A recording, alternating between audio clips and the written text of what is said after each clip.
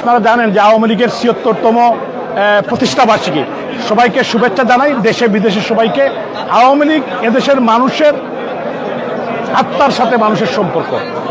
1949 সালের 23 জুন আওয়ামী লীগের জন্ম হয়েছিল এদেশের মানুষের, এই অঞ্চলের মানুষের অধিকার প্রতিষ্ঠার জন্য।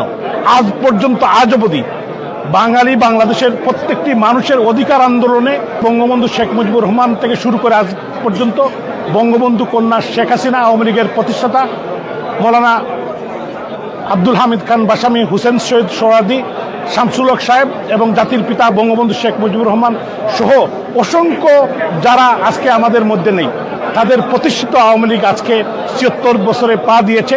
এদেশের মুক্তিযুদ্ধে ৩০ লক্ষ মানুষ রক্ত দিয়েছে, ৩ লক্ষ মা বোন সবরক দিয়েছে। একটি লাল সবুজের পতাকা আমরা পেয়েছি, যে বাংলাদেশ আমরা পেয়েছি, সেই বাংলাদেশ আজকে আক্রান্ত। আওয়ামী লীগ ইনশাল্লাহ এদেশের মানুষের জনগণের অধিকার প্রতিষ্ঠায় জননেত্রী শেখ হাসিনার নেতৃত্বে আবারও জেগে উঠবে।